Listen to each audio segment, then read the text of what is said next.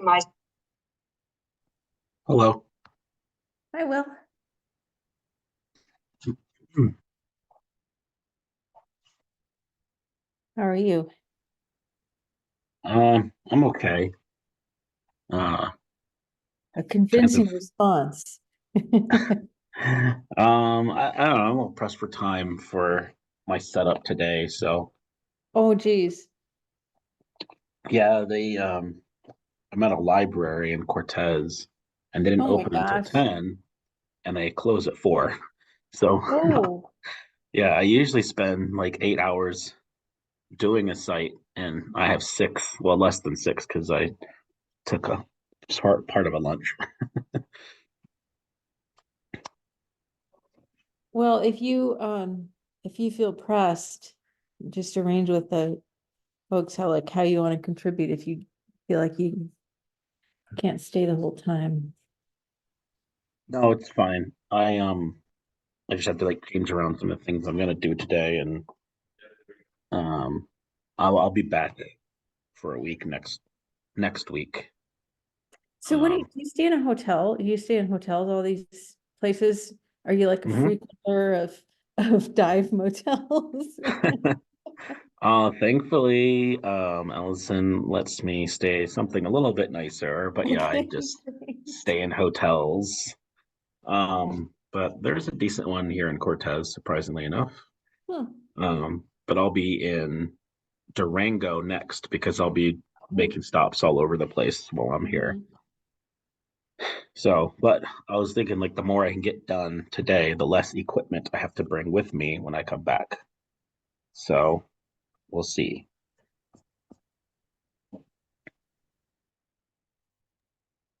Hello.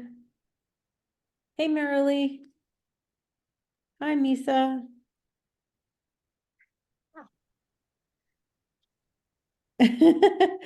Looks like a lunch break, huh? Totally.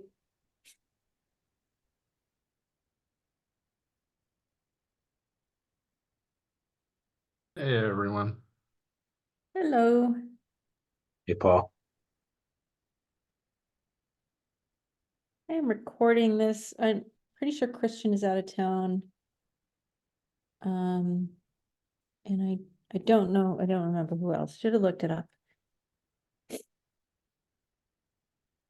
Whitney was not sure if she would be able to join. It's right around the time of getting through security to at the airport. So she did send me her thoughts. So if she shows up, I'll let her share her own thoughts. If she doesn't show up, I'll wait till everybody else has shared their thoughts and then I can channel her.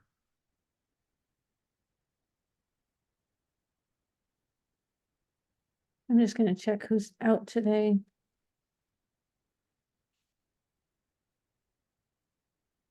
So I know who not to wait for.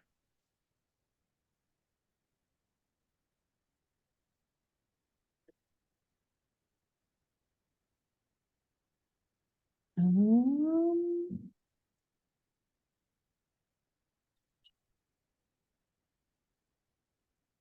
April. Oh, Dom, Ellison, and Erica are all out. So That's a lot. it is a lot, but I don't have Christian marked out. But I know he's out of, He's not here. yeah, he's been out of town. Hmm. Well, um, let's just do this then. I kind of hope that everybody else would be able to hear your report rather than just y'all talking among yourselves. But there's a couple of us here who want to hear. Mandatory listening before the next one. The next meeting, we're going to require all the people who aren't here to give a report on what they heard from everybody's reports. Okay, let's I'll write up a pop see how quiz. that works. Yeah, single spaced, 10-point font. 500-word essay. Okay, Paul, I'm gonna let you lead this in any way you want. Sure. Thanks. Yes, I'll just say that I thought it was, for me, it's a fantastic conference. I've been going to this conference since 2001. I think I missed one. And then, of course, there were a couple virtual ones because nobody was allowed to go anyplace. And to me, it was perhaps the best one of these I've ever been to. So I'm just gonna kind of put that out there. But I'm really myself very much interested in Will's and Misa's and also Whitney's thoughts because it was their first time. And this is a network and industry that I've been working with for 20 years. Um, and I think it's just really exceptionally valuable to have other people start to really engage and get some ideas of who we're working with. So, Will and Misa, I don't know whether the prompting questions I put in email were helpful for you to kind of frame how you might share things. But like I said, I'm not looking for you to specifically necessarily answer those questions unless that's what works for you. But I think what I'd like to do is just kind of have each one of you share whatever thoughts you want to from the conference with those as kind of framing questions. And me, so you went off mute, so I think that means you're volunteering to go first. Yeah, I can go. I actually really enjoyed the conference. The amount of people that were in attendance were a lot more than I thought there would be.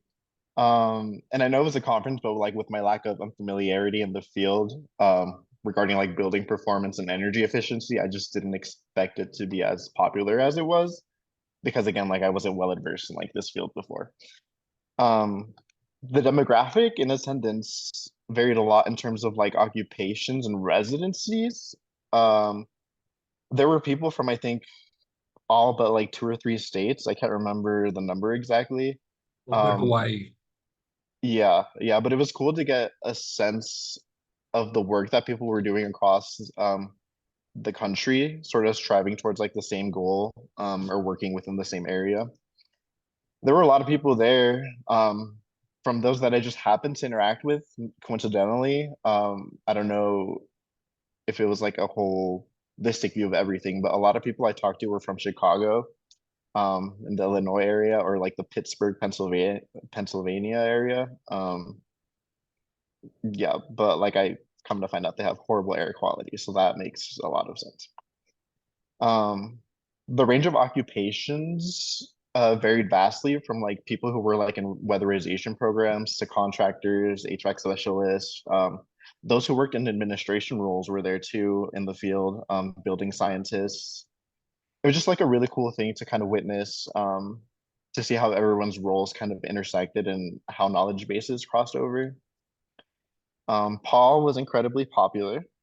There were a lot of introductions made through Paul's connections, too much to the fact that I can't even remember most of the names of the people that were presented to me. But it was still nice getting to know a lot of people that Paul had worked with in the past. I met some of his colleagues from Champaign, was able to meet a couple of people that Paul's involved with for the vermiculite study that I see on biweekly meetings on a computer screen. So it was nice to see them in person.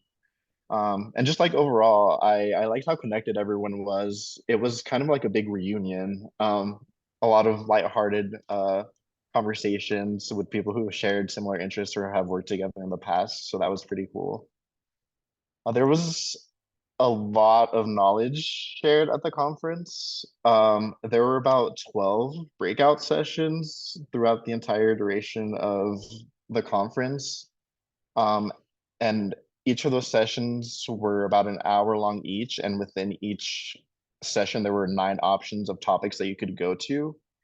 So it kind of made it hard to decide which ones to go to because you could only choose to attend one for the 1 hour period.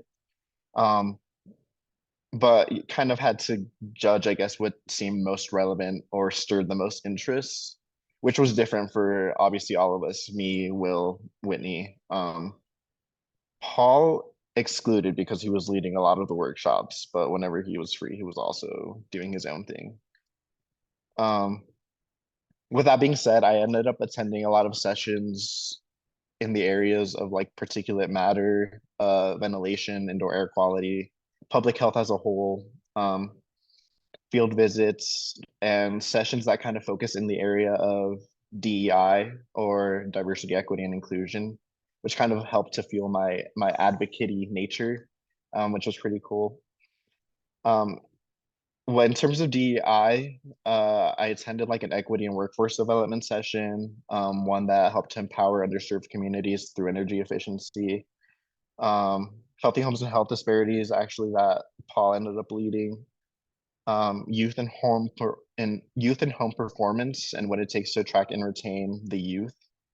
Healthy homes for all, weatherization and home repair with public health in mind, which I think that one was the one that was the busiest through all of the sessions that I had attended. It was one that me, Will, and Whitney had gone together to. And it kind of talked about public health as a whole. But that room was really, really, really warm. I stepped out for a little bit because it was just, I was overheating. But I did enjoy that session a lot. In terms of work that's more tangible, or I guess conceptually present to what I'm doing in the lab and in the project, I went to sessions regarding reducing exposures to particle pollution in homes, building science principles. There was a session that I went to about increasing revenue by helping customers see like an investment versus an expense, which I thought would be a good thing for like promoting our project and stuff, but it was focused more on like individual contractors trying to sell like their equipment and stuff. So like I was kind of led astray there. But I went to that one. I went to one about the role of ventilation on health and indoor air quality in multifamily homes, which was led actually by the people that Paul's connected to through the vermiculite study. So that was cool.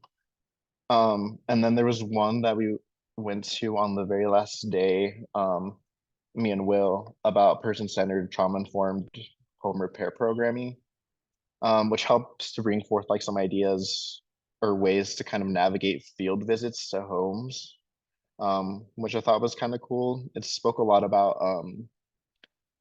like how people opting in for studies or whatever the reason it is that they're having a field visit that may have some sort of trauma tailored to their home, and that need to be cautious about when performing field visits. It spoke about like including simple behavioral questionnaires when we're going to field visits, asking about a person's well-being to gauge their health, being accustomed to programs or resources if they're in need of assistance beyond our own knowledge bases, giving notice ahead of time for knocking on doors or creating loud noises, accommodating for potential instances of like of domestic issues that may be stirred up from the past, being respectful and asking questions regarding spaces that might be sacred in people's homes that could be tied to like some sort of grief, or like being non-judgmental in cases of houses that have a lot of clutter that could be tied to like some sort of trauma.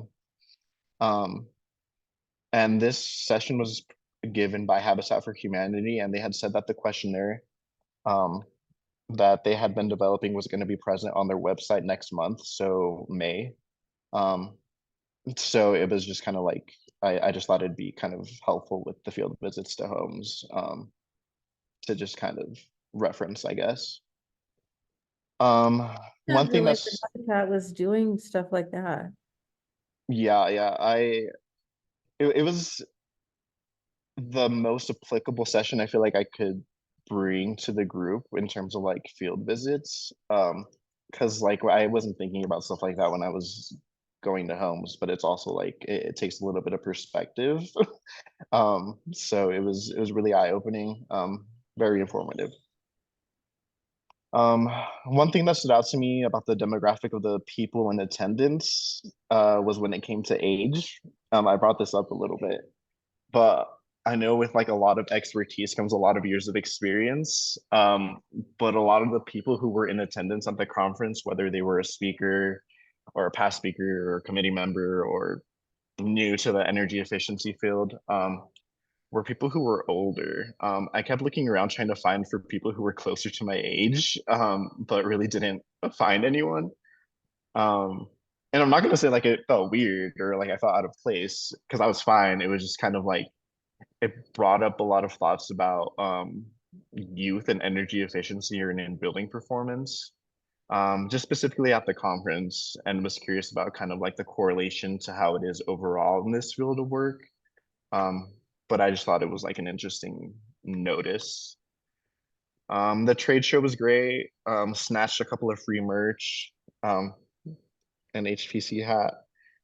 Um, there was a table that was giving out free shirts, and so throughout the conference, I kept making rounds. So I snatched 5 shirts total from them. Um, yeah, so it was cool, getting free apparel. They were providing free professional headshots, so I got some taken. Minneapolis just in general was super cool. The sky bridges were cool. I had a friend actually fly in the Tuesday of the conference, which was super coincidental. I did not think I'd see anyone that I knew or run into anyone that I knew. So they kind of took me exploring a little bit. They showed me Minnehaha Falls, which was connected to the Mississippi River or something. The house that he had grown up in, a very eerie downtown St. Paul, very, very ghost-like. It was kind of creepy.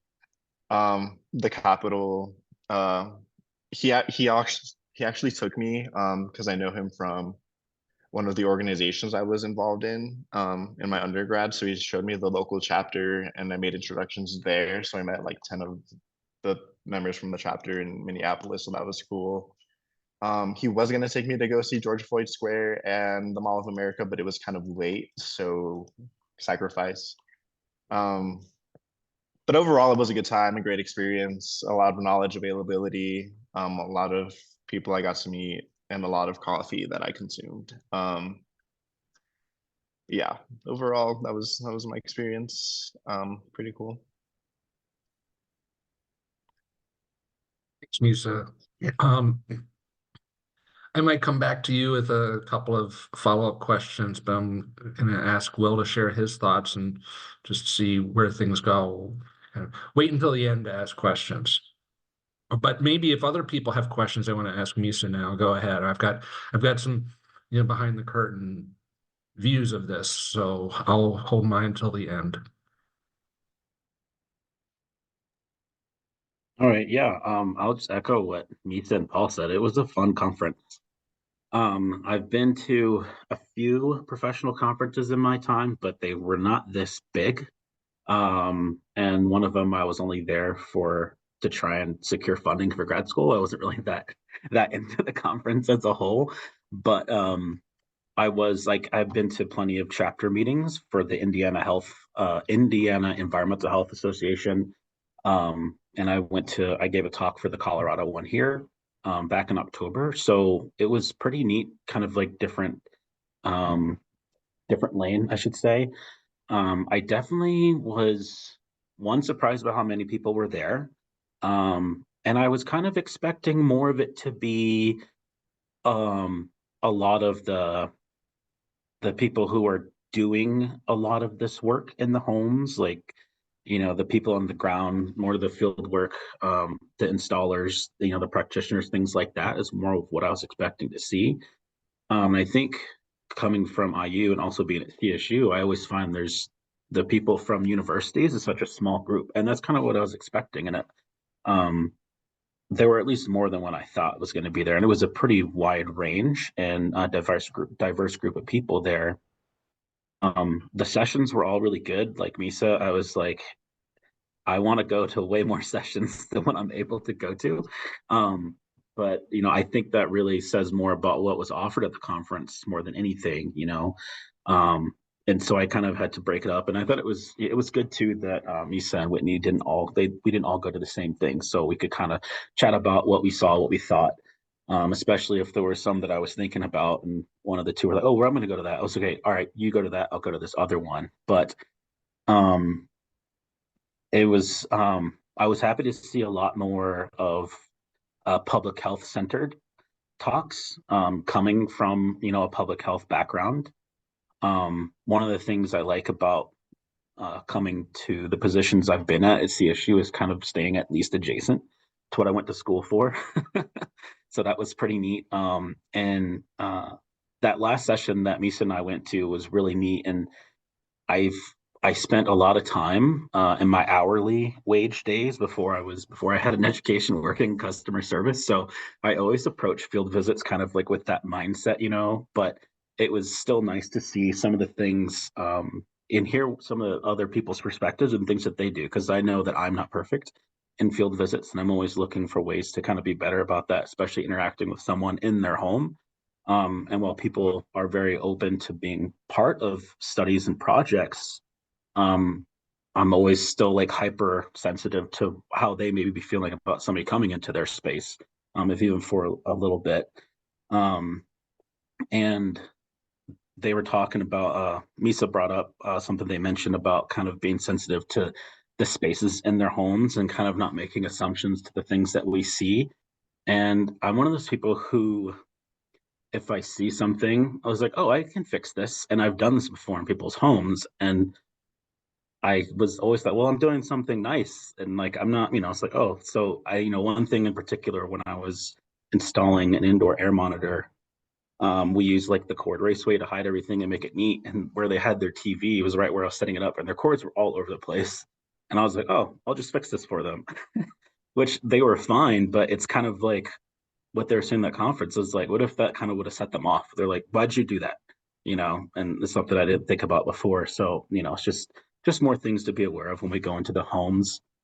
I didn't get a chance to go into the trade show. I just kept thinking I'll do it the next day. And then when I planned to do it on Friday, I realized that it was done. So I did get one shirt.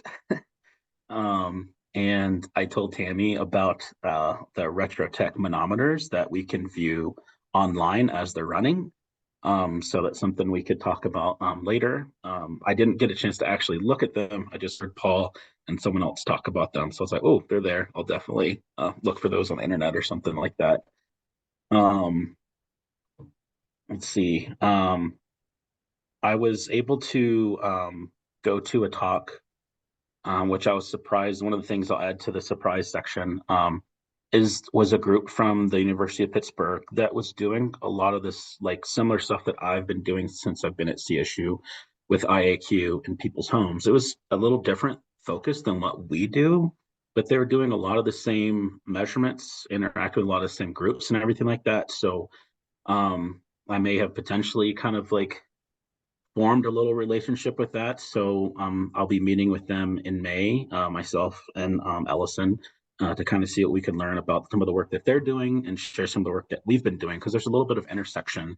And I thought that was, um, um, although not necessarily to this project, but it was really nice to kind of make these kinds of connections at this conference, especially with all the people that Paul knows and introduced us to, which was really neat. I was like, I kind of felt like I knew a celebrity there. I was like, oh yeah, I know Paul, no big deal. So that was really neat. And then, but yeah, I only one I remember was Bruce. I remember Bruce because I saw him a couple times around the conference in between sessions, and I, just stop and chat with him. And then, yeah, I don't know. I think Misa kind of like summed up everything that I could say. But speaking of surprising things that we would see at this, um, I just like kind of posted on Instagram. I was like, oh yeah, I'm in Minneapolis, and an intern that worked for my department when I was at IU was like, oh, are you at this conference? I was like, wait, are you? And she said, no, but my PI is giving a talk at the conference. So that was like really neat. Unfortunately, I couldn't go see it, but I just thought it was like, that was so crazy that, I actually kind of knew somebody who would have been there or whatever. So that was pretty cool. I wish I could have seen their talk, but once again, there wasn't enough time to see everything. And I would say the last thing is, I have a few things that I want to present on and future conferences and things like that. I'm always thinking of ways to make my talks more interesting. Every time I give one, I'm like, I wish I would have done this or that better.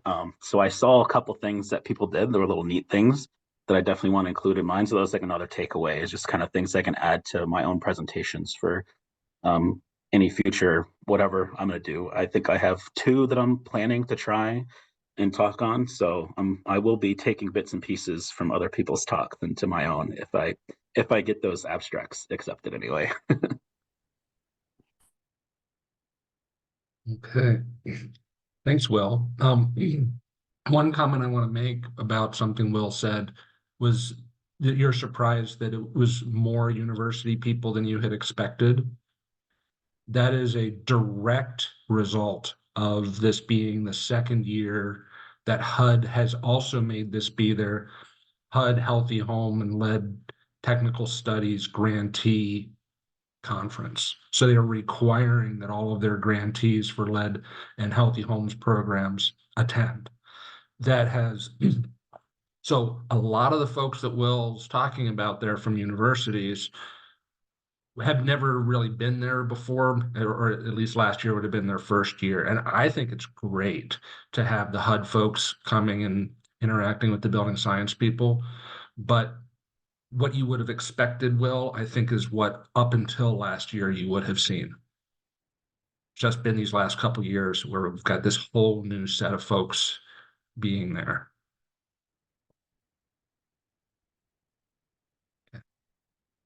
Any questions from Will or for Will? Or should I go read Whitney's thing? I guess maybe, did you feel the same as Misa about the age distribution of the people there? I did not. I think only because I am a little, quite a bit older than me, so I guess no, not quite a bit, but I did. But it was interesting though about not necessarily the age, but noticing at what point in people's careers or their age or whatever, which they get into this kind of work.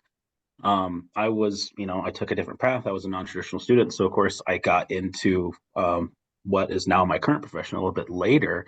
But it was interesting to hear other people's stories about, the fields that they came from and kind of how they ended up here. Here and as in, the umbrella of what the conference was kind of over. So that was pretty neat because they would ask these questions like, how many of you, like, this is your first, second conference or whatever? There were so many hands. And then they'd also say, well, who's been doing this work for less than 2 years? And that same number of hands would come up. And I thought that was interesting to see. Yeah, almost nobody gets into this field because they intended to. Almost always by accident. All right, so I'll read what Whitney sent. She did just go ahead and answer the question. So what struck her, she expected to see a lot of policymakers and was struck by the volume of inspectors and individuals who were in the field and in homes every day. What surprised you? I was most surprised by the comment someone made about educating gun-owning homeowners about lead exposure via ammunition. It demonstrated the level of diversity within the field among inspectors and how the industry really is a melting pot representation of U.S. households. There's a lot of opportunity for connecting over shared values, despite a lot of political contention elsewhere in the world. What were your general impressions of the people? I really appreciated how down to earth and genuinely caring everyone seemed to be. It was very different for me than some of the other conventions I've been to in the marketing and apparel industries. And I'm just going to pause right there for a moment because Whitney went into that a little bit more with me when we were chatting earlier this week, that she's been to conferences that are really, it's like egos times 10. Everybody is a fashion designer and everybody is all about how great they are. And she really felt like this was a group that was not about how great they were. It was about how much they could try to help people and make the world a better place. So I just wanted to expand on that a little bit. What were your general impressions of the industry? Same, very caring, very down to earth, very committed to doing what is right and doing good work in the world. What, if anything, do you think we should consider differently in our work now that you've engaged with the people at the conference? She said, I feel like our small team at Francisco Group, our dinner with Eric Whirling really spelled it out, creating a very clearly defined vision of the mission and contributions of the team, and then finding ways to fund that vision and mission. General takeaways, there was a lot of conversation about retrofits, and I may have just missed them, but I was surprised that there weren't more conversations around new builds. I feel like that opens an entirely other can of worms, but could reach a much bigger audience of developers in the US. So that's what she shared. And I will say that probably a decade ago, they were trying to be more, do more connection with new construction folks. And I think what they found was that they weren't really getting a lot of traction, but it was diluting what they were already doing. And so it was actually making the conference a worse conference by trying to be broader. And so they kind of brought it back in. Not that they totally ignore new construction, but it really is focused on the retrofit side. So, I think one thing that I have always felt ever since I got into this industry, and I'm curious, Misa and Will, if you felt this, you didn't quite say this, but I'm wondering if you felt this when you were there. I have always really appreciated how this is an industry of people who most of them do not have the very extensive formal education by the metrics that we usually assess education. I mean, they might go to training, but they don't have college education or college degrees at least. And yet they're very inquisitive, very thoughtful, many of them very smart. And I've also always felt as though this is an industry that they might complain about all the things they got to do, but at the end, they find ways to get things done.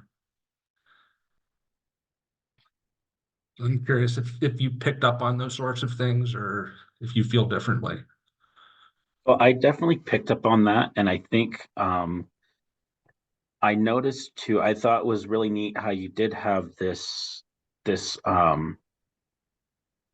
conference is a very good mix of people who I would say, if just to be put it broadly, is like us coming from this academic community, and then others coming kind of from trades, or what I call like the blue collar workers. Like I used to be part of that crowd too. So it's kind of like but you're right, and I would kind of just notice maybe looks. I don't know. I'm very keen on nonverbals to people, so it's kind of picking up on things, especially when we're talking about like policies and things that we've got to do. And I would kind of see like the eye rolls, or the people like, yeah, I kind of hate dealing with that. But at the end of it, it's kind of like, but we still need to achieve a goal, right? And sometimes it does kind of suck trying to deal with these things like policies, this, that, and the other. And there was still, I think, still for the most part, an understanding, at least what I thought. They're like, okay, well, we may not like the route or the steps we'd have to do to get to the final goal, but we understand we still need to do it. And also, I would say, who I would, the people that are in the homes doing a lot of these, the work, the changes, GCs, whatever they are, that are doing some of this work in the homes. Like Paul said, these are very smart people who know a lot about this equipment. And I've kind of just been learning as I've gone since I started my job a couple years ago here. And I'm always learning new stuff, and just kind of hearing like some of the things that they say, or things that Paul and Tammy have mentioned when we've been in the field, but kind of hearing a lot of things that they would say. I was like, oh yes, that Paul said that before, Tammy said that before, or kind of hearing them talk more about the why, or like, can't do this because of that. Or when they did the there was a murder mystery one, and that was a great talk. And hearing people kind of go through their thought process and their theories of what kind of led to, and basically what happened, this it was a resident who had died because of something that happened in their home. And so this I forget the guy's name, but he was talking about it. Paul Raymer. And these Yes, yes, yeah. And he was just talking, and the people in the audience were like, well, what about this? What about that? He's like, man, those are some really good questions. Other things that I didn't even think of. I was like trying to figure out what it might be based on my little bit of knowledge. But that talk, I think, there really highlighted how, even though there's a range, there's a spectrum of education, and what we call like the traditional, like getting a college degree, this, that, and that, and trades, and going to tech schools, but the amount of knowledge across that spectrum was really impressive to see. And I'm like, man, there's some really smart people working in this who know a lot about the homes and things that kind of go into keeping people safe. And I don't know, it was really neat. My uncle is a fire what do you call it? An investigator. Yes, yeah.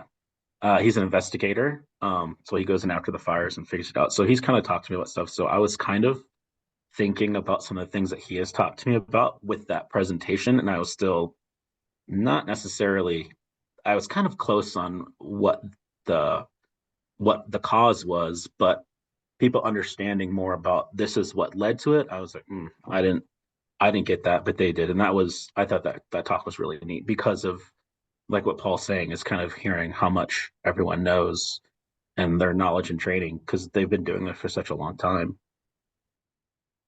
So this book called Second Law that Paul wrote, um, Cape Cod, 1984. John McGuire feels chronically unsettled, tired of fruitless attempts at setting up a Major League Baseball franchise. The restless man takes his life on a left turn towards a 3-day construction conference. And just as he's finding a glimmer of hope in a new career, his world comes crashing down when his roommate's body is discovered encased in expanding foam. So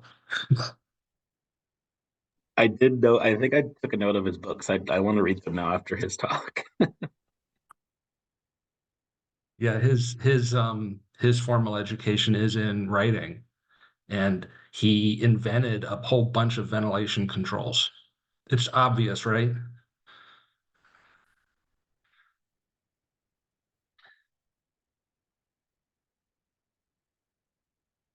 Like, yeah. So another thing I had. So I did 8 sessions there, and only 3 of them were about the work people need to do. Um,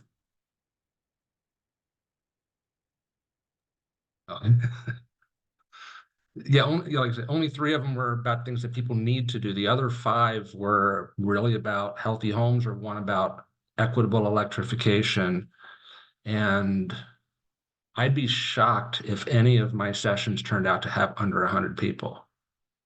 Now, part of that is because we had almost 2,500 people. They have to go someplace, right? But I'd really be surprised if I had under 100 people for those, and lots of good questions, lots of good dialogue. And to me, that is another thing that reinforces that, yeah, there's things that people need to do, and they are there in part to learn that and learn better techniques and learn from each other. Hey, I've faced this problem. Oh yeah, I've dealt with that, and this is how we dealt with it. Oh, okay, that's a lot of knowledge, peer knowledge exchange.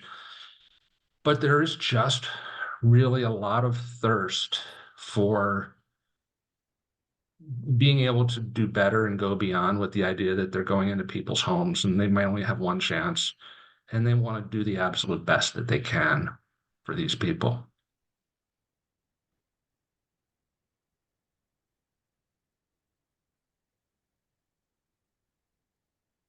Well, I was curious why you thought this was the best conference. Like what has changed about it?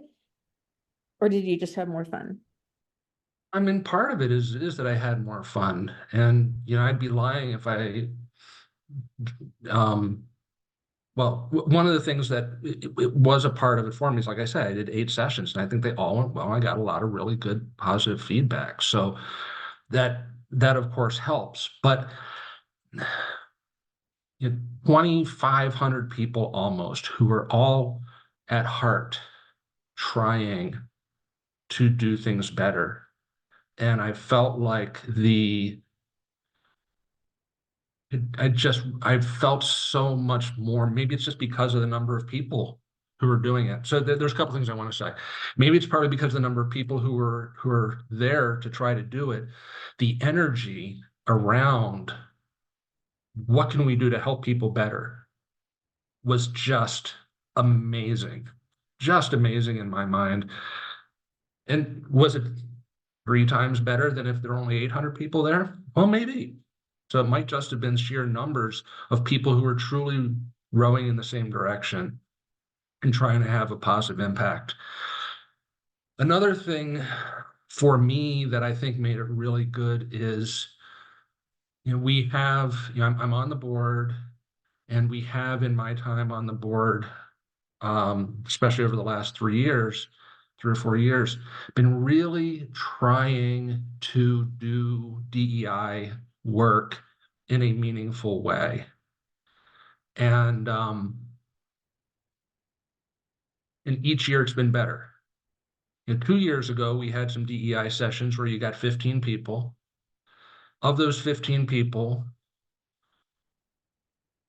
12 were people of color. The other 3 were women. There might be more women than those 3, like no white men, and small attendance.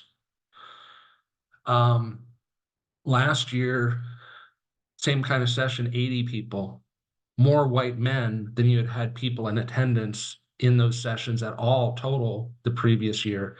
And this year, I just felt like it felt very inclusive to me. Now, it's not most important for it to feel inclusive to me. I'm not the person from the disadvantaged community. I'm not the minority. I'm not the person who has historically been excluded.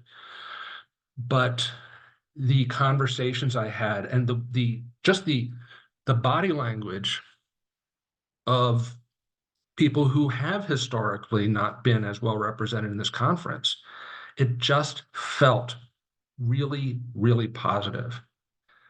And so I feel like we've done a good job at the board level setting that tone and making sure to get some of these things actually implemented and enacted, not just talked about.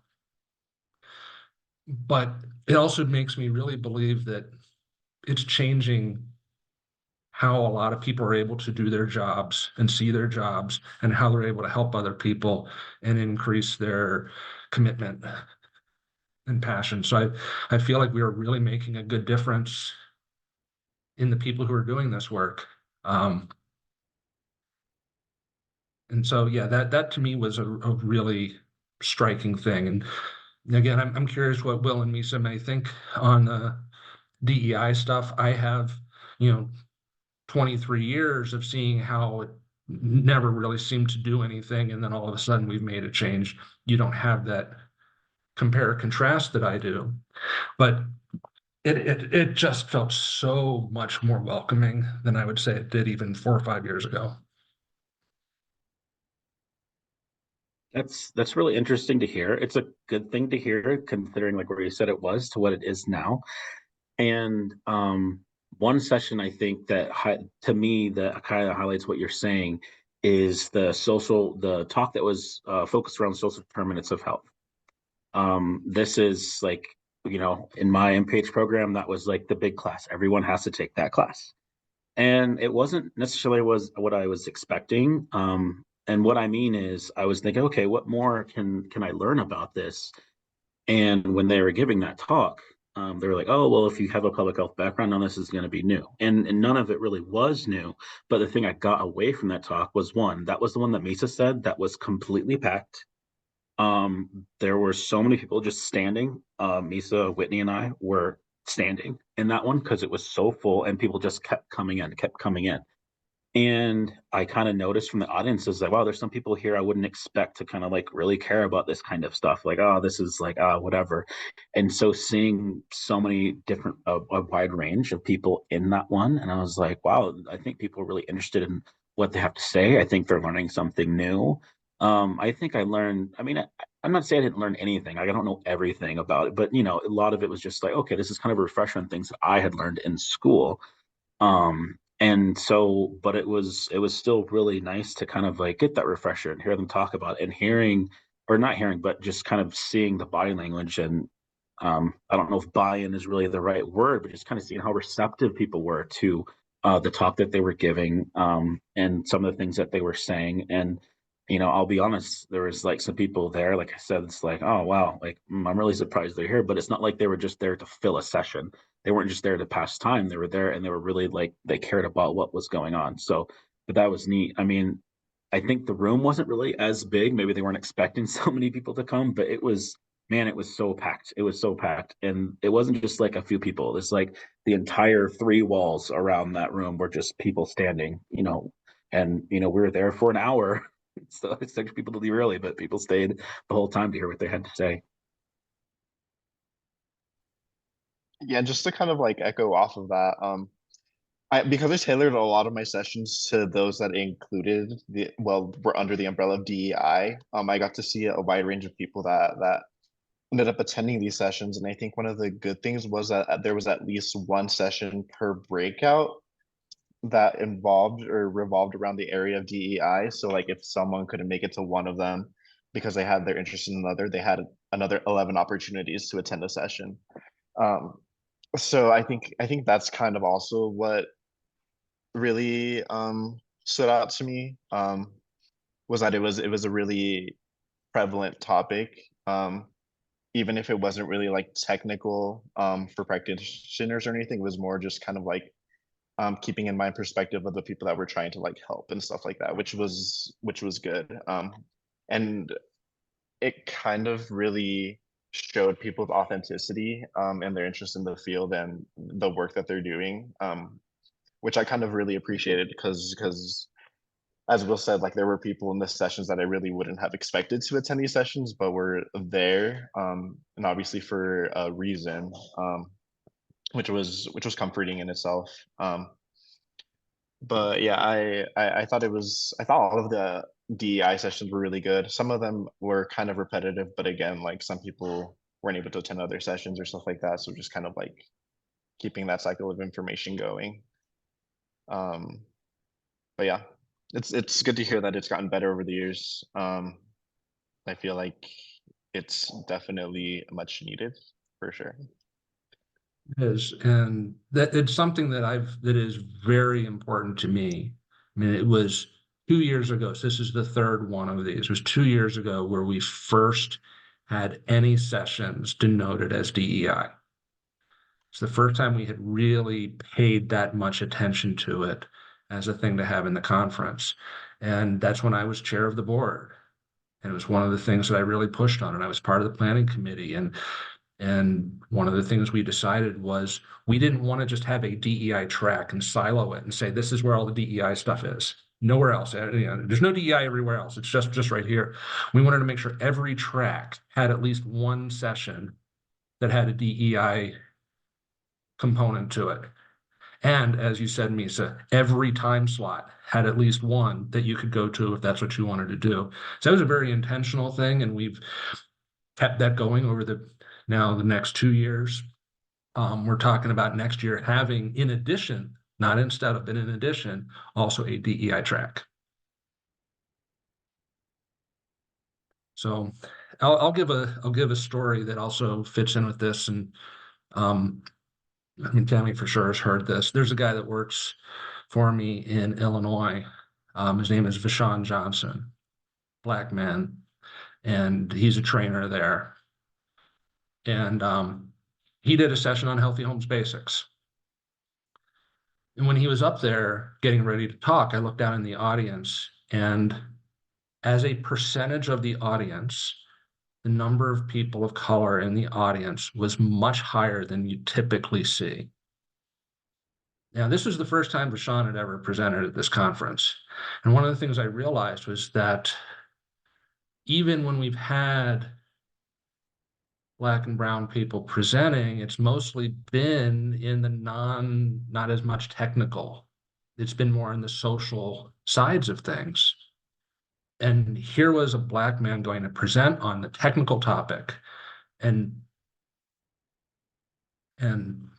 people of color showed out for this.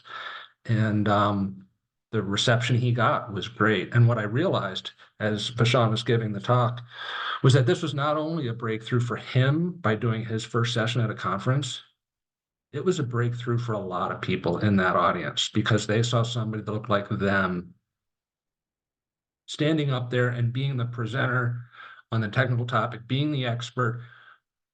It was a beautiful thing.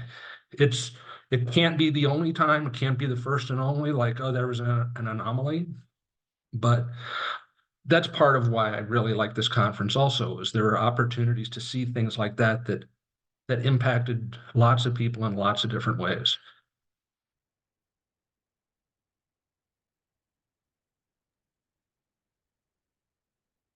So one question I have for the group, I guess, and Paul, maybe. So the other conference we're going to this year is indoor air, right? Don's going to indoor air. Abstract is there, and Paul, I don't remember if you have stuff there. Some of your people have stuff there. And I've always found indoor air to be a lot. No, I've only been to the one, right? But it just seemed really removed from everything. And it's very siloed. I feel like it's very ivory tower, but not even in a useful way. It's not like we're developing this great theory that will help you all. It's like I measured some stuff and that's what we do. And so I've always perceived that there's been this distinction between, okay, indoor air is the like the academics conference, and then HPC is the practitioners conference. But now, Paul, because of a HUD, you're saying academics are showing up at HPC. Should we just start going to HPC and skip indoor air, right? I mean, it's a bad time for academics being in April, but should we, I don't know, maybe we should check out indoor air and I'm not really sure what to do, but I don't want to keep supporting or trying to put my energy into communities that are not that are so hard to turn the way you say HPC is turning. So just curious about people's thoughts on that in general. Like, do we go to things that are like slightly irrelevant and completely non-diverse in order to try to make a difference? Or do we just jump into the ones that are doing it? We have thoughts, but I'm going to see if Will or Misa has a thought on that first. I was going to say maybe Vishon should go speak at indoor air. Talk about the work he's doing. But they're removed enough that like Dom's presentation on the stack pressure, which of course is the whole driving force, got these comments that are like, this is interesting, but what does it have to do with indoor air? Right? And it's like, well, what the heck am I I don't even know where to start, right? Like if you don't understand the main driving force of your entire field, I don't know what to do. So, yeah. So look, I definitely have some somewhat strong opinions about this sort of thing, and I will acknowledge that I may not be fair about some things. I may have some biases here. I do find that when I go to a scientific conference or ASHRAE, an engineering conference, there's a whole lot more expression of self-importance about things that may not matter. And it's so much more about look what I'm doing and look what I'm doing and look what I'm doing and look what I'm doing. And the scientific conferences are the place where you go and you present what you're doing. And so that helps with getting your name out there and getting future funding and stuff like that, and interacting with folks to kind of keep that flowing. But you go to a place like HPC, and even among the people who are presenting, I don't feel, and I'm going to defer to others whether they get this, how they feel about how I do it. But I feel like when I go to others' presentations, they're not, look at me, look at me, look at me, look what I'm doing, look at what I'm doing. It truly is everybody trying to make a bigger, better difference for the people we're trying to serve. And so it's, I think, much more humble.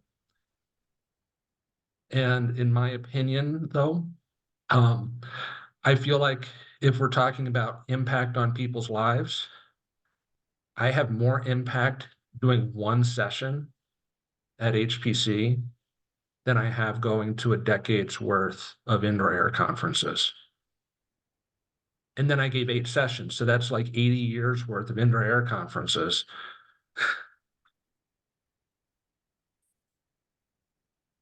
So it's, what's our objective? I do think that if we want to have greater impact, going to the places where the people who are making the impact are and speaking to them in ways that they can make use of it.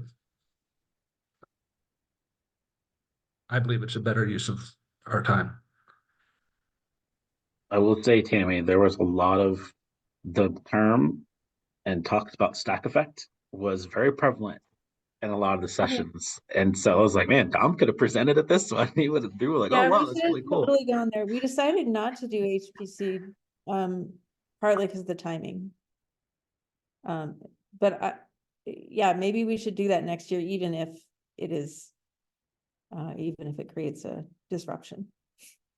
Well, I said this to when I met with Tammy earlier in the week, I brought this up and I said, and I should have said this when I had the floor at the beginning of the meeting, but I was learning a lot of stuff related to what we've been doing in the homes and with the Sapphires project, as I've been trying to learn these things from, Paul and Tammy, like, and Dom about the stack effect and, what it is and what's going on. But also kind of like learning more about what I've been learning from you two. So I thought that was also really neat, just kind of like building on the stuff that we've been doing, just in the Sapphires project.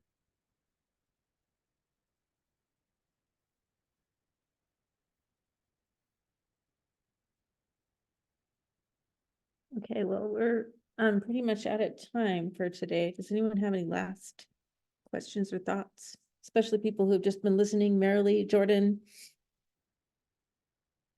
Aaliyah. Well, I'll chime in.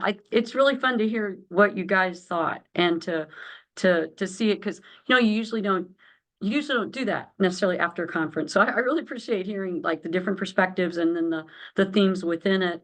And it reminds me of conferences I go to that are kind of people are puffed up and, oh, am I great, versus ones where it's like the practitioners and you feel like you've gotten much more of an impact and your work is appreciated and you feel better about it. And so how you're feeling, I mean, I've had that going from if I go to a conference where I'm presenting to more academics and things versus I go to like public health in the Rockies, where you have mostly MPH folks there and you give talk on wildfire, communication stuff, and they're asking really good questions, and you're thinking, oh, this does matter. This is good work I'm doing, and I feel like I'm helping folks. So thanks. It was really fun, and the things you talked about as far as like who was there, what they're interested in, how the conference was set up. This is just really interesting. Thank you.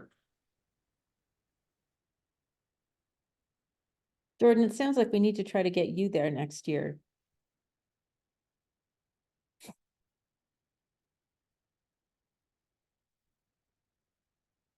Got anything to say, Aaliyah? You can have a last word if you want. Yeah, sure. Thank you for sharing, everyone. That really was helpful for me to kind of understand where things are at to just a little bit broader than what this group is doing. Obviously, I'm so new to everything. And I'm just surprised, very positively surprised to hear how much work has been done in terms of DEI in this area. I truly wasn't expecting to hear that. So that's fantastic. And also to see actual change take place over the course of just 2 years. Been spearheading so many things like that, and it frankly doesn't usually happen. So that's really fantastic to see that. Quite inspiring. And yes, even from the more creative side conferences I've gone to, they're usually not like that. So we get a lot of the kind of pompous stuff too. It's really nice to hear that it was down to earth and just wanting to do good. I think that's fantastic. Very aligned. Thank you all. Okay, from now on, we will rank conferences according to pomposity factor. All right, thanks, everyone. Have a great weekend. Nice to see you. See you next week. Everyone. Bye.